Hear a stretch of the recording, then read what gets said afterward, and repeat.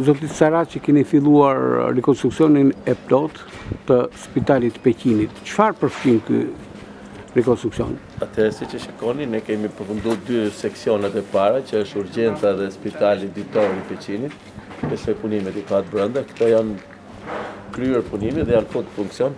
Po këshoja vendore e qytetit dhe kjo është në funksion.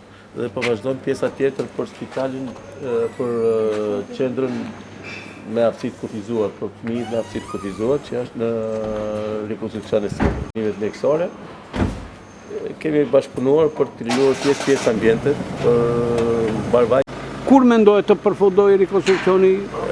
Rekonstruksioni mendohet të përfundojë rreth muajit qershor.